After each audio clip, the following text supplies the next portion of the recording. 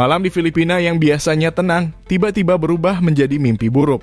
Langit gelap pekat, angin meraung, dan suara ombak bergulung memecah keheningan.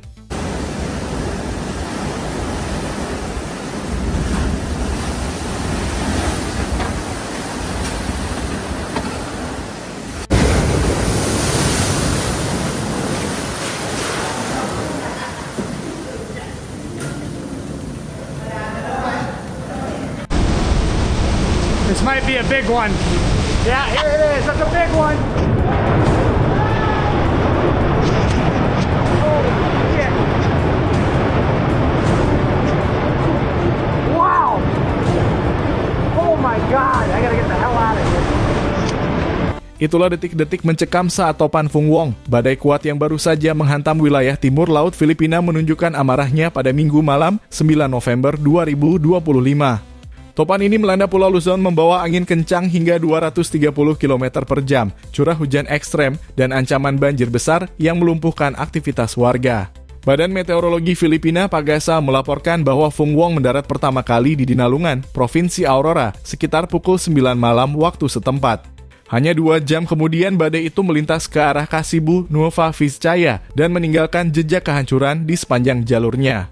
Badai ini bukan sekadar angin lewat. Dalam beberapa jam saja, ratusan rumah rusak, listrik padam, dan jalan-jalan utama tertutup oleh genangan air dan reruntuhan pohon tumbang.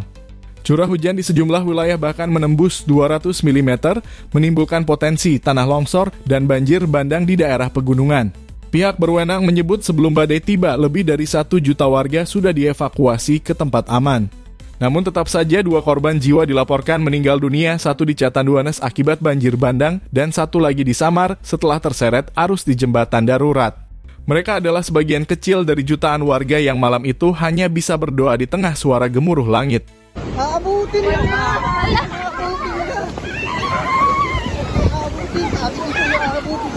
Hala, si Lola Bening! Hala, oh my God! Si Lola Bening!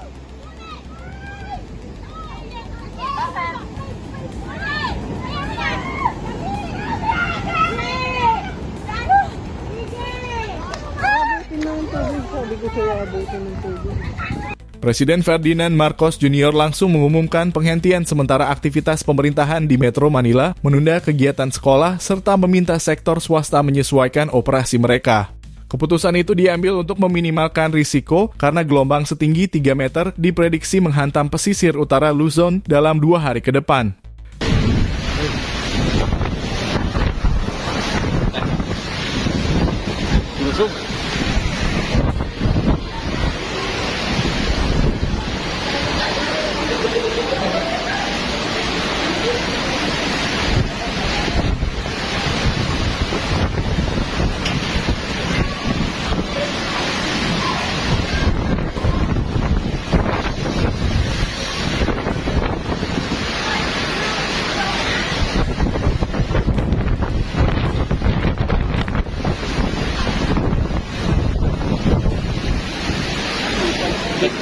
Sementara itu, Badan Meteorologi Jepang dan Pusat Peringatan Topan Gabungan Amerika Serikat JTWC memantau pergerakan Fung Wong yang kini bergerak menjauh ke Samudra Pasifik, sebelum berbelok ke utara mendekati Taiwan dan perlahan melemah.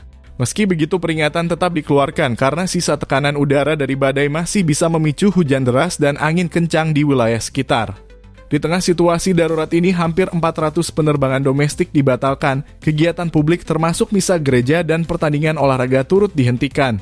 Banyak warga harus bertahan di pusat-pusat evakuasi dengan kondisi serba terbatas, sementara petugas penyelamat terus berjibaku mengevakuasi warga dari wilayah pesisir.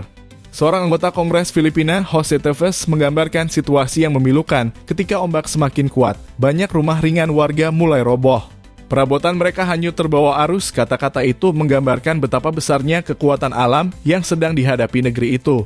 Ironisnya, badai Fung Wong ini datang hanya sepekan setelah topan Kalmagi yang sebelumnya menewaskan lebih dari 200 orang di Filipina bagian tengah. Rangkaian bencana ini kembali memunculkan pertanyaan besar, apakah pemerintah sudah cukup siap menghadapi badai yang datang hampir setiap tahun? Karena faktanya, sekitar 20 badai tropis melintasi Filipina setiap tahun. Negara itu berada di jalur langsung cincin badai Pasifik, menjadikannya salah satu wilayah paling rentan terhadap bencana alam di dunia. Namun di balik semua duka dan kehilangan, selalu ada keteguhan hati rakyat Filipina. Mereka terbiasa bangkit dari reruntuhan, saling bantu tanpa banyak bicara, dan membuktikan bahwa badai sekuat apapun takkan mampu memadamkan semangat untuk bertahan hidup. Inilah detik-detik mencekam saat topan Fung Wong mengamuk di Filipina, sebuah pengingat bahwa di balik keindahan alam, selalu ada kekuatan besar yang patut kita hormati. Dan bagi kita semua pelajaran pentingnya jelas, kesiapsiagaan bukan pilihan, tapi keharusan.